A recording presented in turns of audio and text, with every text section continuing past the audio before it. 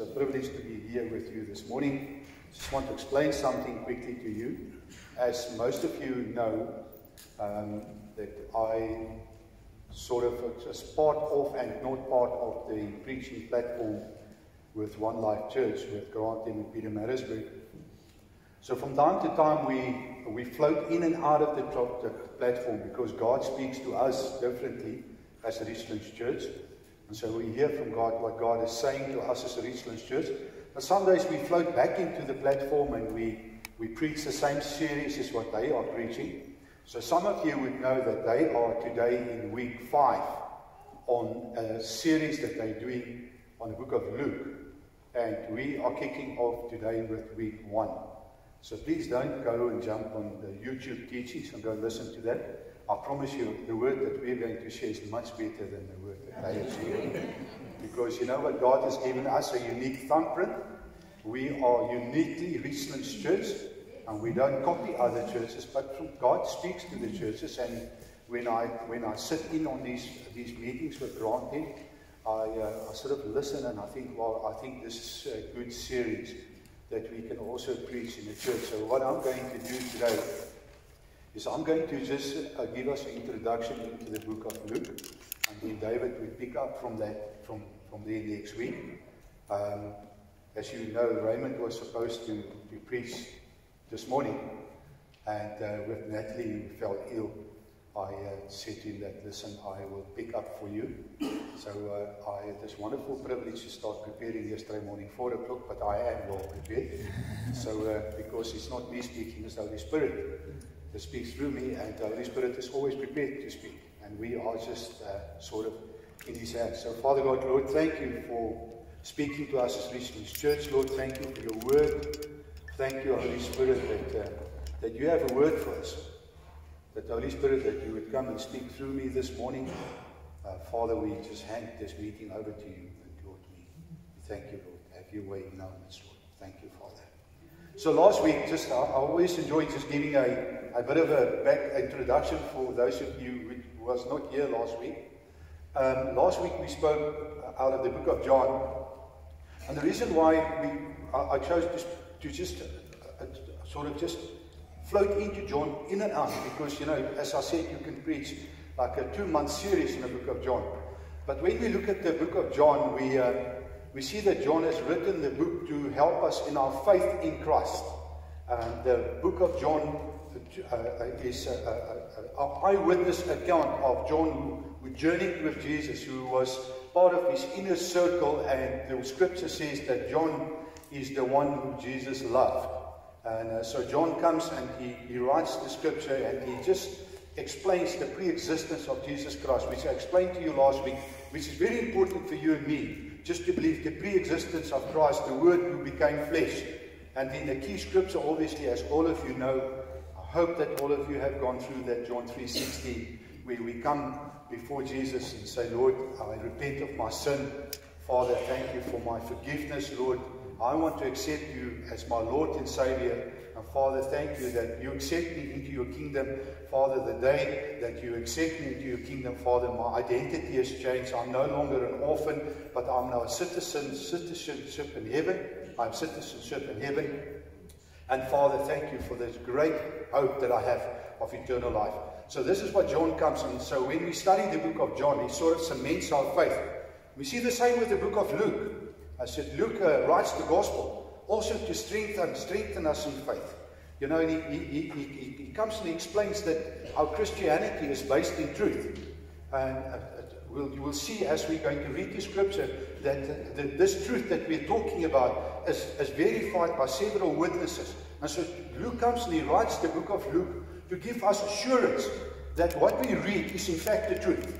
And so we see that Luke is seen as an outsider. And you would say, why would you say he's an outsider? Well, he was not one of the 12 disciples.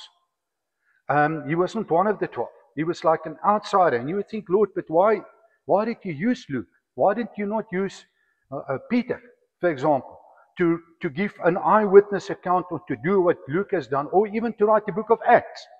But God comes and he uses Luke being an outsider. And so I think it's all to do about credibility. Now, Luke was a doctor, as you would know. He was a physician.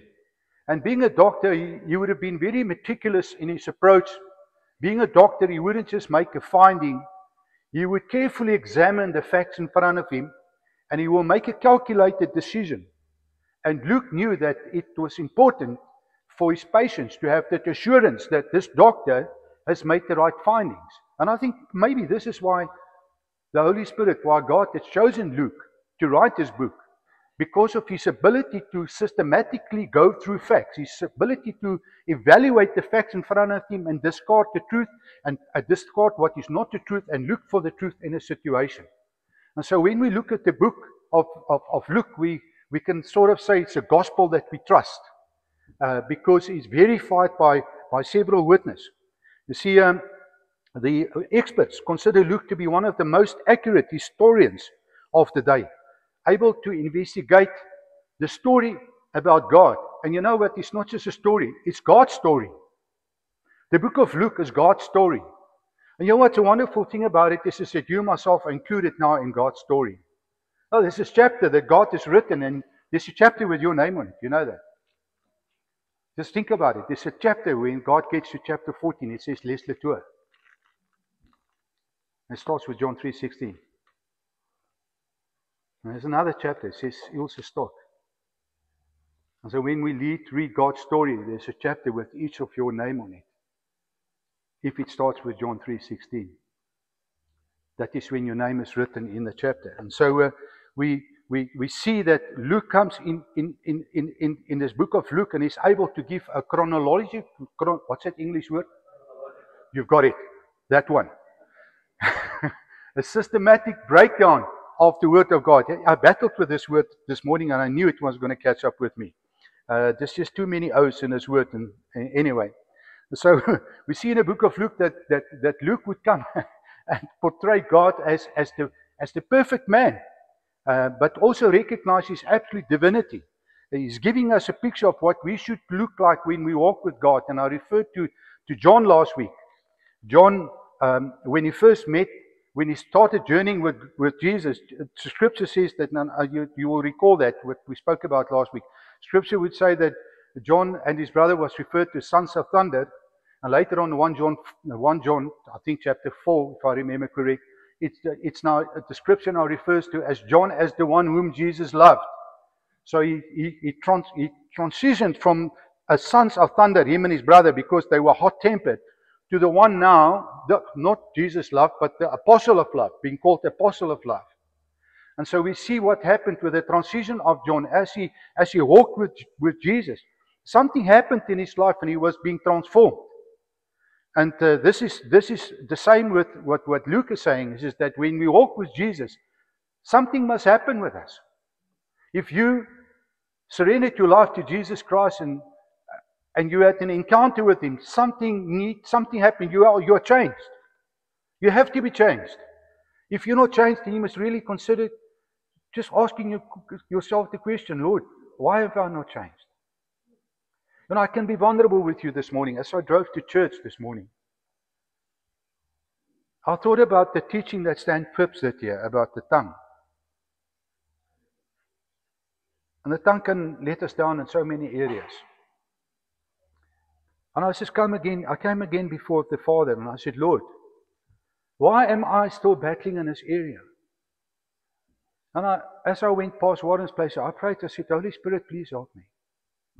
Because that's an area of my life that needs to be transformed.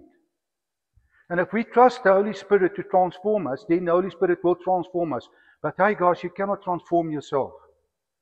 You need to come before the Father and say, Father, I submit to you and I surrender to you. Father, these are the areas in my life that I identify. And I'm being vulnerable with you now. But you know, we're friends. We can be vulnerable with one another. Say, Lord, help me in this area. And Father, I cannot do it. And this is what happens when we meet with Jesus. We have to change. Something needs to happen with us.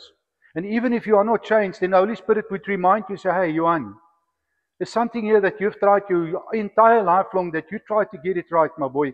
And you have failed. At the age of 63, you have failed with that. You know, you need to hand it over to me and ask me to help you with that. Okay, that's not my real age. When I turned 60, somebody asked me, how old are you? And I said to them, 59. And he still turned around and showed, apologies for her not here this morning. Oliver is with us and he had a croup attack last night and she was up and down the whole night with Oliver. But be as it may,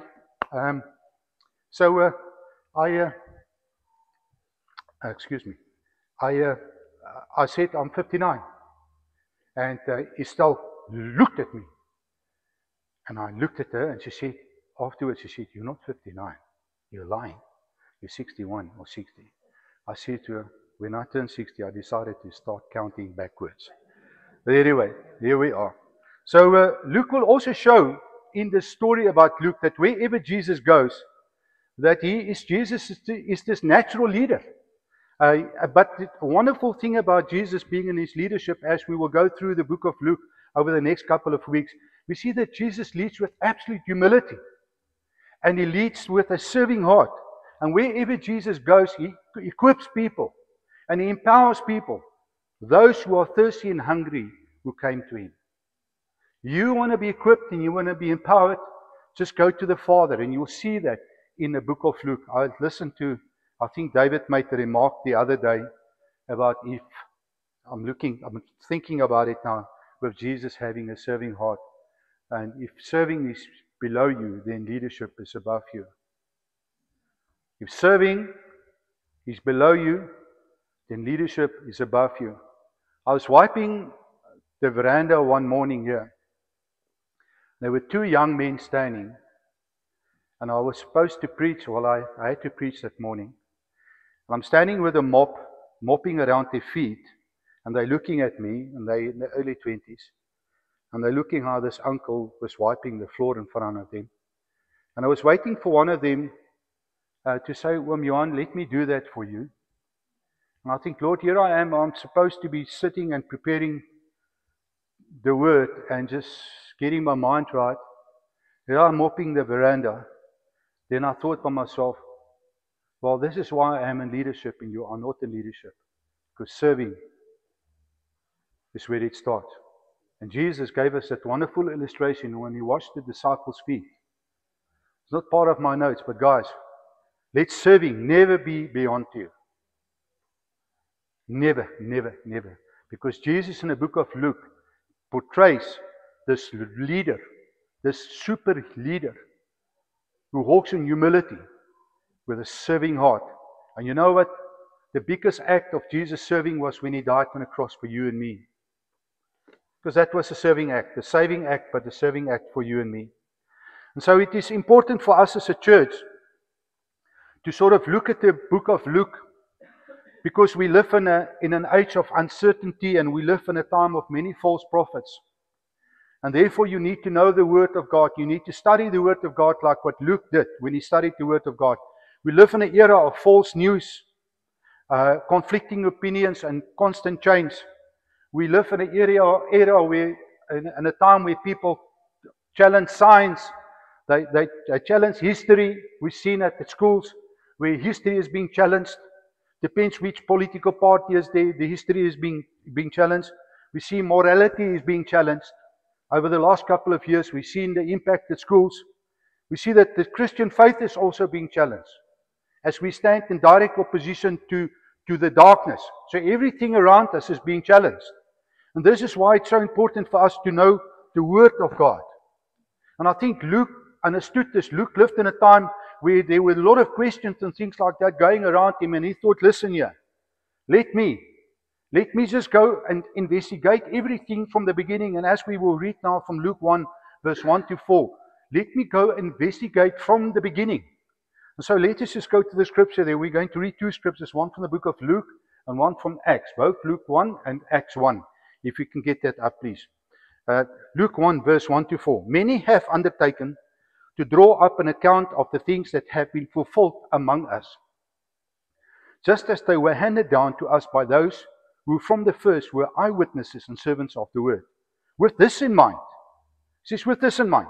since I myself have carefully investigated everything from the beginning, I too decided to write an orderly account for you, most excellent Theophilus, Who is Theophilus? Theophilus is the friend of Luke, but Theophilus, when I did a bit of research, it also says for those who love the gospel. So you can say this. With this in mind, since I myself have carefully investigated everything from the beginning, I too decided to write an orderly account for you, most excellent David, most excellent Terry, most excellent Bruce. You can put your name in there. So Luke comes and he writes the Gospel of Luke and he says, man, I've checked everything from the beginning. I've carefully investigated everything from the beginning. And I'm writing this letter to you, Hayden, so that you can have assurance of faith that this is the truth. And so often we look at these first 4 verses of the book of Luke and we just skip to it and we want to get to where the thing starts. But this is so important, guys. This is our faith. Just knowing that we can believe the gospel, that there's been careful consideration, that God used Luke, an outsider, not an insider. Maybe they would not have believed the insiders. Maybe the people would have said, yeah, but you mates with Jesus, you walked with him every day, and now, you know what, he told you what you write, and things like that, and things. This is why.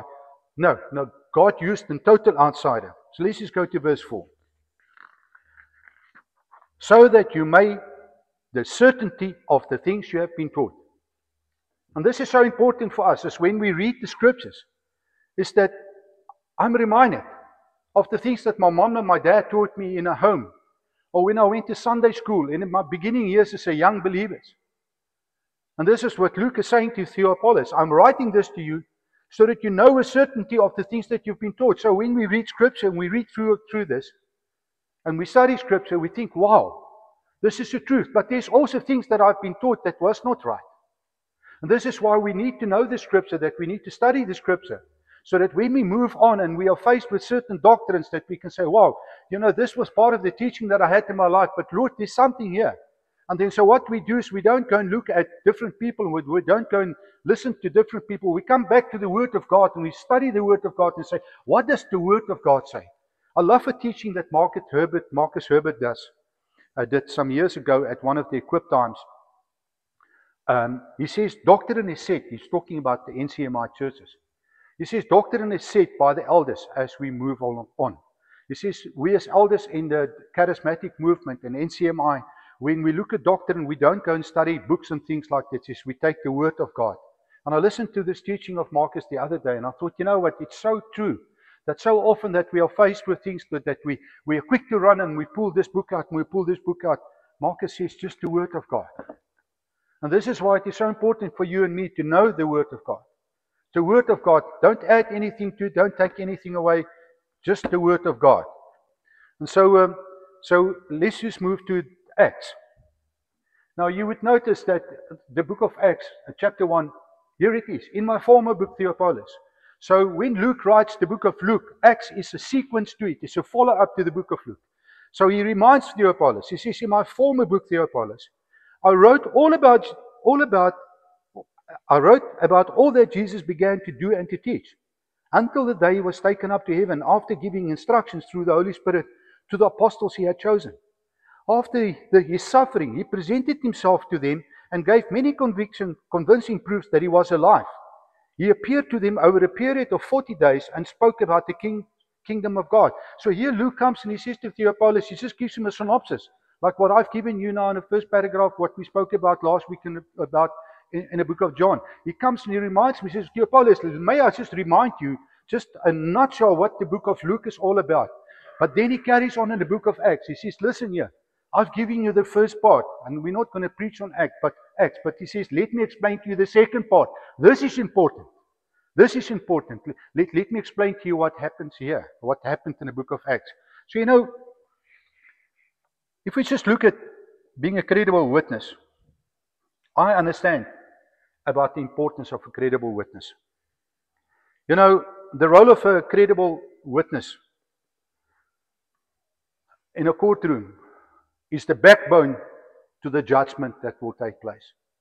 If you have a credible witness, a witness that allows you to go and verify the facts, then it makes it so easy for the presiding officer to draw to a conclusion, a judgment. And often you will hear in a judgment that the judge would say he grants no leave for appeal. So that means the judge just knows there is no ways that if you submit an appeal, that you will succeed in appeal. This is a watertight case. You waste your time. No grant leave for appeal. You're going to waste the court's time. And this is the case here. You know, Luke has come and given the witness accounts. But the empty tomb, and just as Jesus being resurrected, the verifying all his facts, this is like you cannot question it. It did take place. And so the importance of a reliable witness is also when a witness comes and gives this evidence, a conclusive evidence, it does not leave room for speculation. So in this case, there can be no appeal on facts, because everything that Luke wrote about has been verified by witnesses. And you know, why is it so important? Why am I talking about this? It's so important for you and me in our faith with Christ, that we know that this is not just a random story that Luke thought about and thought, oh, well, you know, let me write a story. This is God's story, where Luke went and he carefully investigated the scrolls and everything from the beginning. He probably had meetings with Mary, Peter, John, all these guys. I know these scriptures, and 3 scriptures where he said that he spent time with Paul. I once watched a movie on Paul, where Luke was visiting Paul in prison. And they documented everything that Paul knew. And so it's important for my faith and for your faith, is to know that Luke comes and proves the gospel message beyond the shadow of doubt. And so when we read that, and it sort of gives us just that assurance of faith. And so why do we need to have that assurance and faith? The fact of the matter is that you and myself are now called to be those witnesses. You know, there's nothing as worse as a witness who's in court and who does not know his facts. And like, let me just go and, it leaves a bad impression on a presiding officer. And the defense counsel says, but this witness, was he really on the scene? Does he really know what he's talking about? And so this is why it's so important for you and me to know scriptures, to know the Word of God, so that when we go out and we testify about Christ, that we know what does the Word say. That when people come and engage with us about the Word, we can say, but this is what the Word says. A, B, C, D, E. There's a call upon you and me to be like the Luke, to go and tell the people about the truth, to be convincing when we tell them the truth, so that when we walk away from them, they will say, wow, that guy's got a point. I want to hear more. Let me go and verify that. And then you say to him, go and read the book of John, go and read the book of Luke, and then you go to the Romans, and then you go and read the book of Acts. Maybe whatever your preference is. But it's call on us. You and myself have the opportunity now to be like Luke. We once were outsiders, but we are now insiders. And you would say to me, Johan, how do we become an insider? We insiders, today we accept Jesus Christ as our Lord and Savior, because we have been as Gentiles. Gentiles are a non-Jewish community. We have been crafted into the redemption plan of the Father. We once were outsiders, but when we accepted the Lord Jesus Christ as our Lord and Savior, and our faith in Christ and the blood of Jesus Christ, we have now become insiders. We are no longer outsiders. And because we are insiders, there's call on us to go and tell people about Jesus Christ. So that they too can have the assurance of faith like what you and myself have. We look at biblical examples of people who once were outsiders, but through their faith, they have become insiders. So let's look at the first example, Rahab.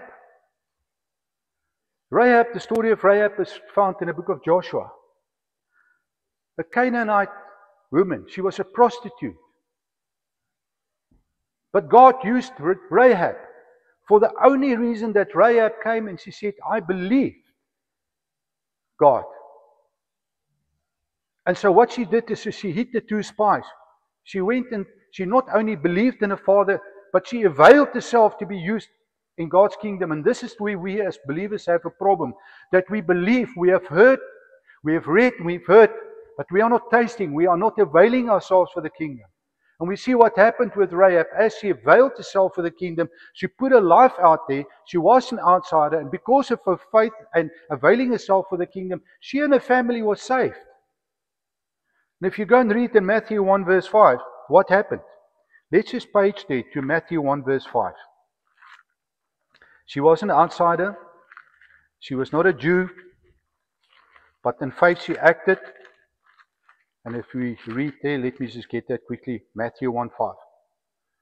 A record of the genealogy of Jesus Christ, the son of David, the son of Abraham. Verse 5. Solomon, the father of Boaz, whose mother was Rahab.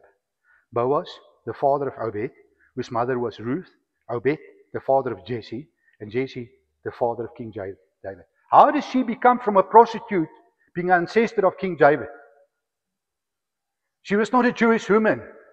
She was an outsider, but in faith she stood and said, I believe in the Father. She confessed that I believe the Father, and she availed herself for the Father, and the Father had grace over her.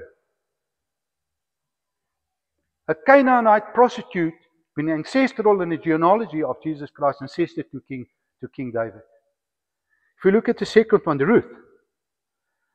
The Moabite woman, her story is in Ruth chapters 1 to 4.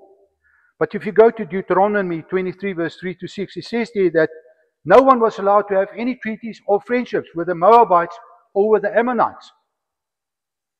But we see what Ruth did here. She clung onto Naomi. And she said, my people will be your people and your God will be my God. She was totally from a different race group or from a different cultural group. The people went not to have anything to do with her. And she said, your people will be my people and your God will be my God. And she held on to them. And we see how the Father came and welcomed her into his covenantal promises to the people of Abraham. A total outsider becoming insider. What about the woman at the well, this American woman? She was not a Jewish lady. But Jesus ministered to her. Jesus as an insider ministered to the outsider. And as she had the encounter with Jesus, she became an insider. She went and prophesied, she went and ministered to her own people. Just the grace of our Father. A grace of our Father that has an open door for us, that you may think that you're an outsider. But Jesus wants to use each one of us, does not matter who you are. And when we look at the scriptures, we're reminded of the scriptures in Ephesians 1 and 2, where Paul writes that we have been chosen. You have been chosen. You have been chosen. I have been chosen. And when God chose us, He put a plan for you, a work for you. And say, I have chosen you. And I'm giving you the opportunities. You are now an outsider because you have been crafted into the one olive tree, Romans 11. You've been crafted into my redemption plan. I don't have a plan A, I don't have a plan B, I have one plan. My promises to Abram, you have been included into those promises. But I now want you to go and tell the people about that love and the mercy and the grace that came upon you. But people, we can only do that when we know the Word of God and when we allow the Holy Spirit to work on our lives and allow the Holy Spirit to transform us and allow the Holy Spirit to work in and through us. Probably the biggest example for me is Paul, Saul of Tarsus, who persecuted Christians. He had encounter with Christ, the encounter with the Holy Spirit, and Paul became this church planter, this apostle for Jesus, for the kingdom. Most unlikely person to be used. How often I said that last week, I think, Lord, what am I doing here? But we can never question what God's plans are. I mean, there are people that 10 times better qualified than what I am to stand up here and to lead this church. But it's God's plan. And all you need to do is that you need to step into into the space. You need to step into the opportunities that the Holy Spirit, that God presents to you, and step into that. And trust God when you step into that.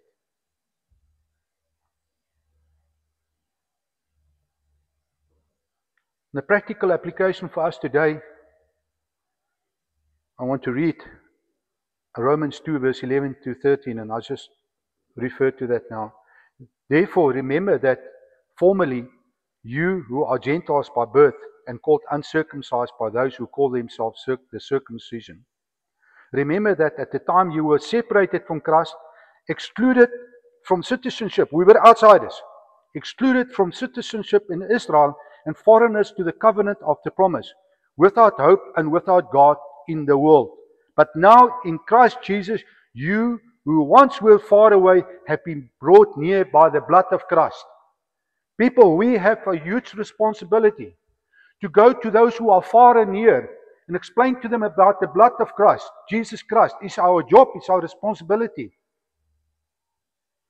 And we'll preach about this every week and every week and every week and every week and every week and every week and every week, till you fall over. But it's a commission that we have upon the church to go out and bring light into darkness. That's why Jesus came into this world, to bring light and life. And we as children of God have now received that light, and we have that life in us, which is the Word of God, and we need to go and share it with the people. It is an indictment on us when we come to church and we're 50% full, and we're happy with that. We cannot be happy with this. It's not the pastor, it's not the elder. Each one of us have been called to be a disciple of Christ, to bring people to Christ, to baptize them, and to train and equip them. It is not exclusively just the lead elder and the elders. Each one of us has been commissioned to be a disciple of Christ. And we will stand before God one day, and we will give account of all the opportunities that we have had in front of us. Each one of us will give account of how well we represented Christ wherever we went. Did we represent Him, or did we deny Him by simply just keeping quiet? We see here that Luke became the outsider. And he wrote the book of Acts. Just such an amazing script. The book of Acts is explaining our church start, the outpouring of the Holy Spirit. And just documented the book of Acts. Our church came into existence because of the book of Acts. New church plants growing out, multiplication. And so, of importance from the Luke of Gospel. I don't know if the worship team wants to come up, but of importance from the Gospel of Luke, is that we need to remind it that Jesus cannot be reduced to a historical figure, or that He once existed. The Jesus of the first century is the same Jesus of the 21st century. That He's not just the Jesus of history, but He's the God of the now moment.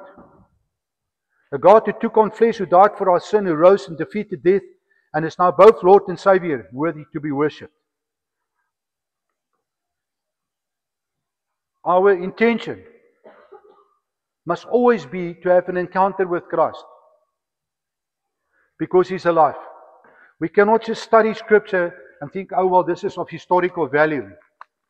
We need to study Scripture and say, Father, give me a spiritual revelation. Father, I want to have that spiritual moment with You. Father, I want to have an encounter with You, Father. Because when I go and tell people about You, Lord, one thing that they cannot take away from me, Father, is the encounter that I have with You, Father, my testimony that I have with You, the testimony that what You have done in my life. It's Your testimony. Nobody can take it away from You. Your healing and everything else that has taken place in your life, and the transformation that's taken place in your life, nobody can take it away from You. It is Your testimony. And therefore we must always go and say, Father, I contend for an encounter with You. When we are in worship, say, Father, I contend for that moment with You, Father, that I can feel You touch me, and You come and change me, You come and transform me.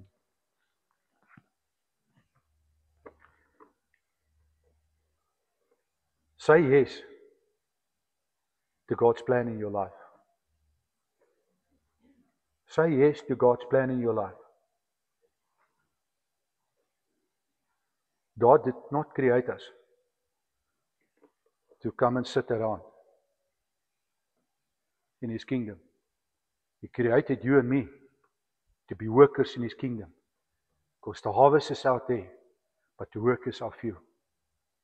Guys, avail yourself for the kingdom. Become those insider witnesses for the kingdom of God. Thank you.